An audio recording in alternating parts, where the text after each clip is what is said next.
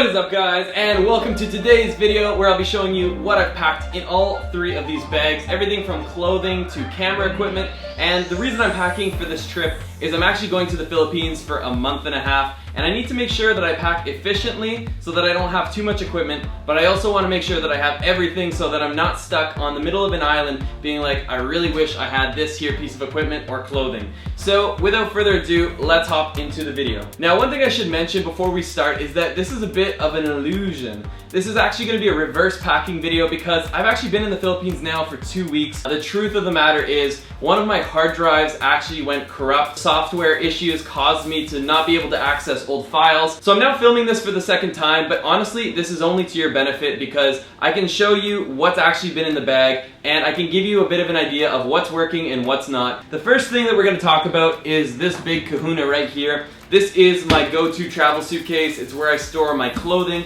and other miscellaneous equipment. So I'm going to go ahead and open this up. So what I love about this suitcase is that it actually gives me a lot more space than I need. And trust me, I have a lot of stuff when I travel. I do tend to go a little bit over the weight limit when I get on planes, but usually the staff working there aren't too tough on me. I usually just take out a couple kilos and carry them in my arms as I get on the plane. They're actually pretty cool with that, so don't be afraid to pack over just a little bit. Usually airlines are somewhat reasonable as long as you're able to take a bit of weight out of your suitcase. In this case, I'm actually just on par with the weight I needed. So starting on this side, this is my clothing side, and I want to show you exactly what I would pack for a typical 1 month plus trip to Southeast Asia. And even if you're going for like 2 weeks, your pack will be very similar. The number one rule of thumb is to have at least 1 week's worth of clothing. These are my t-shirts. I've got 6 or 7 t-shirts right here. Everything from a button-up shirt to a typical t-shirt. In total, I've got 6 to 7 of these. Super handy. You're going to be wearing a lot of t-shirts when you're in Southeast Asia because it gets hot. In addition to t-shirts, I also like to have cutoff shirts. It's just a very well-fitted, handcrafted,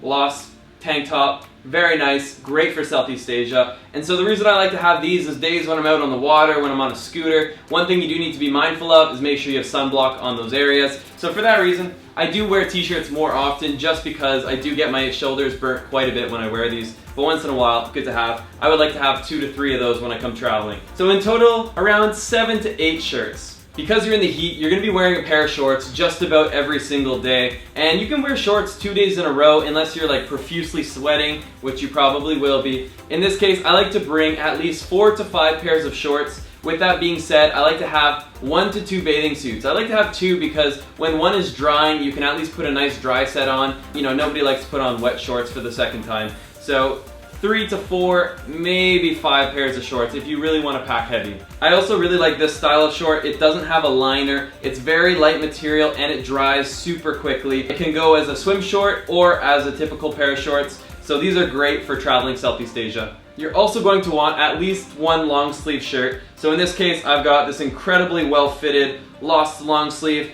And they're fantastic for travel days because often when you're in Southeast Asia, if you're going somewhere, you're going to be in an air-conditioned bus or a plane, and they do like to crank the cold air. So for that reason, have a long sleeve, and I also like to have my Lost sweatshirt and another sweatshirt. I usually bring 2 sweatshirts for the exact same reason I stated. When I'm doing work in my hotel room, similar to this one here, I like to have the AC blasting. I've got my sweatpants on, my sweater on. The reason being is you've been in the hot air all day. It's nice to have that cold air with a bit of warmth from clothing. So 1 to 2 sweaters. You guys are going to make me repack my bag. I hope you're happy. I like to bring at least 7 pairs of underwear. Again, going back to the 1 week rule where you've got a pair for every single day of the week. But to be honest, I usually bring 9 to 10 because they don't take up much room and you don't want to find yourself in a situation where you're running out of underwear. I also go commando a lot, but maybe that's too much information. Same thing goes for socks, 7 to 10 pairs. This here is another little denim long sleeve, not necessary, but if I'm going out for the night in, let's say, Manila, at least it can be dressed up a little bit and it can be worn on a more casual basis, open button,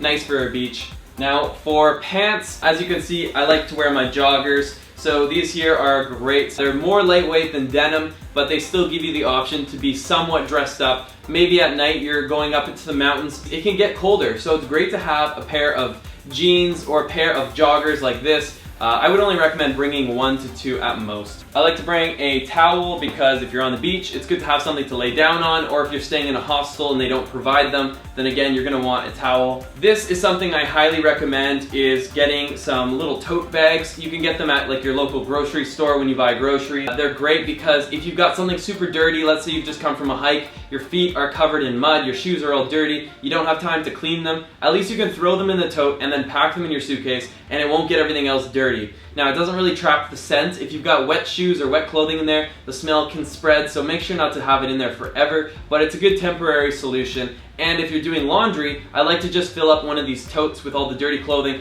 pass that off to the laundromat. Now, as for shoes, I usually bring 3 pairs of shoes. So I bring a pair of running shoes, let's say I'm going hiking or something that involves a bit of physical exertion.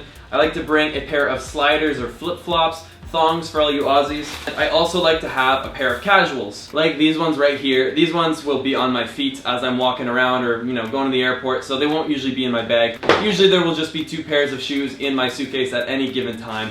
Now that we're onto the miscellaneous side of my suitcase, I'm going to show you what else we got in here. So this here is my little toiletry bag. It's nice to have a little box. This is actually a traveler's pro tip. One time I was in Panama and I left my toothbrush out next to the sink. I came back to the sink only to see a couple cockroaches just hanging out on my toothbrush. So take it as a pro tip that you always want to have somewhere to safely store your toothbrush because bugs like moisture and bugs love to live in Southeast Asia. So what do we got inside here? We got a pair of glasses because, well, they're protected in here. Toothbrush, obvious. I have cologne, not necessary, but nice. Face moisturizer for nights when I get burnt. Deodorant, definitely an essential for the amount you'll be sweating. Here I've got different conditioners and shampoos that I've taken from the hotels I stay at. That's a bit of a traveler's pro tip. Always take this stuff. Pair of tweezers if you ever get a sliver or, you know, you're starting to grow a unibrow. I actually don't have to deal with that. I have like no body hair, but it's for another day. This here is a beard trimmer. I want to keep the stubble, but at the same time, I can't grow a thick beard, so I need to trim it every now and then. This here is definitely a great thing to bring. This is Sanitizer, and I'd actually recommend putting that in more of your day-to-day backpack for days when you're like, oh, cute dog, I need to touch it, and then you're like, okay, it might have a disease. Sanitizer. And last thing, I bring a comb.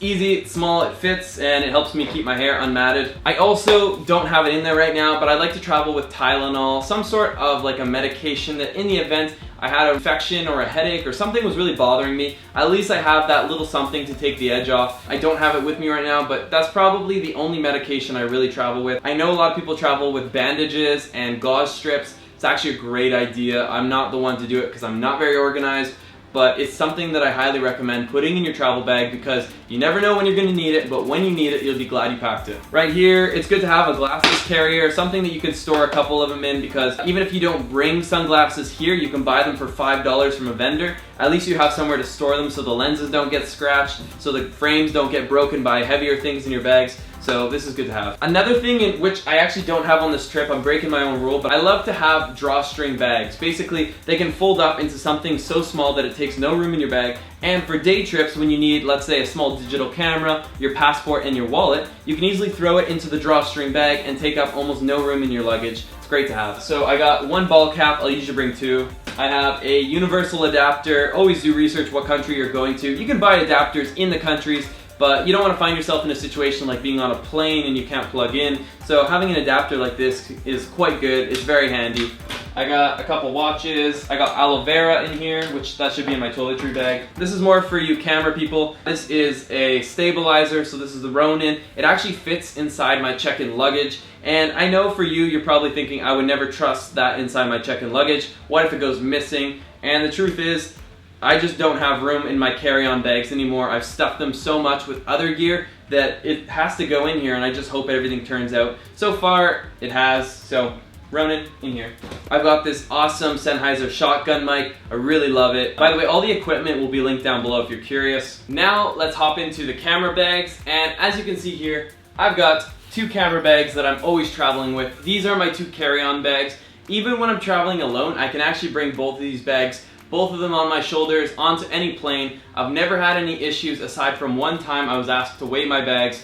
I had to pay a very, very painful overage. but I was able to actually hide a few items out of the bag, so I did minimize the weight a little bit. The first bag I want to talk about is this here LoPro bag, and this thing is fantastic. It's actually opened from the back, which is a great safety feature because nobody can come and open the bag while you're not paying attention. They have to literally take it off your back. Another great thing about it is that it's actually got a rainproof protector built into the bag, so I can just wrap it up in this plastic. It's strapped right into the bag so you won't lose it. Both bags offer that feature. It's fantastic and it's a must-have. If you're planning to travel Southeast Asia or anywhere with expensive camera equipment, make sure you're protected from a rainstorm. This has actually saved my butt in many rainstorms, as well as being on boats that are getting smashed by waves. That's actually happened a couple times this trip. So glad that it came with those plastic protectors. This bag is actually kind of empty right now, and the reason being I'm filming with the camera that would usually sit inside of here. Again, a 1DX Mark II with the 16-35 lens. That would typically be sitting in here. I've got an external audio recorder, which is also in use right now on the camera. I fit inside here my M5 camera. This is a Canon camera, and it's basically a backup. It allows me to do vlogging stuff, more casual footage,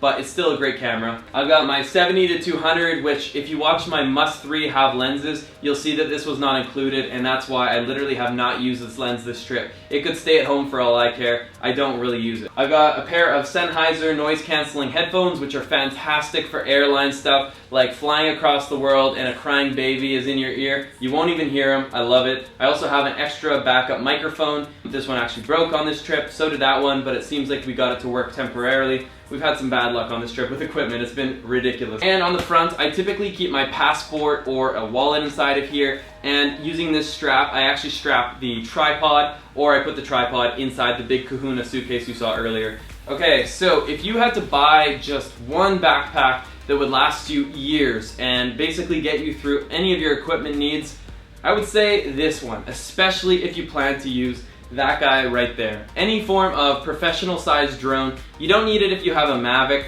but if you've got a Phantom 3, a Phantom 4, a Phantom 4 Pro, this is the best backpack. I've sold it to so many of my friends and they love it.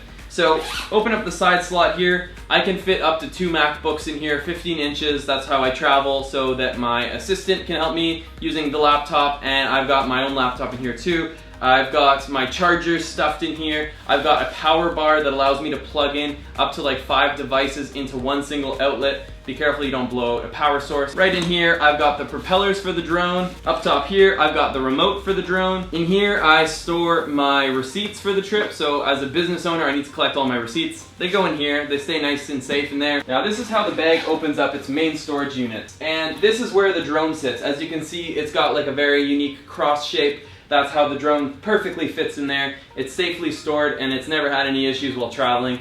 Knock on wood.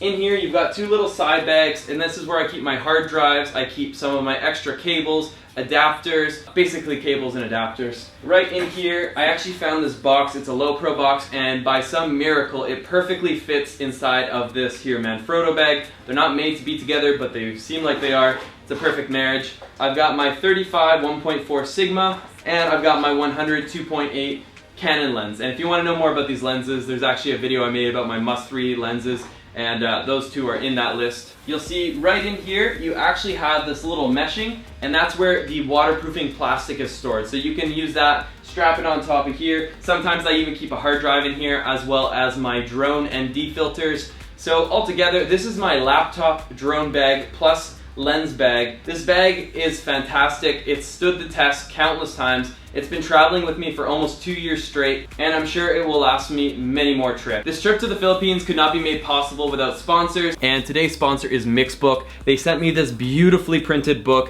What I did was I went to mixbook.com, I picked my favorite images from all my Instagram stuff, uploaded it, used it on their templates, just drag and drop, hit print, and basically within a couple weeks they mailed it right to my house. Like, there's something so cool about having all your images physically in your hand. Instagram's great, but nothing beats having a beautiful coffee table book, and Mixbook did an amazing job at this. As I mentioned to you guys earlier, Jamie and I have been in the Philippines now for 2 weeks. You gotta see our Instagram. We've been up to some crazy things. Instagram's a little bit ahead, but you'll soon be seeing what's coming in the videos. I wanna get the next video up in the next couple of days, and I wanna talk a little bit about what this trip is. So, as you may have seen in my previous Thailand series, I went to Thailand to rediscover the country. I wanted to find the hidden gems. Well, essentially that's what we're doing here with this Philippines trip. I want to find the islands that not even the Filipinos are talking about and show them the true beauty that's hidden on each of these islands. So far, we have done just that. Right now, we're actually enjoying a bit of a relaxation in Boracay, which is far from a hidden gem,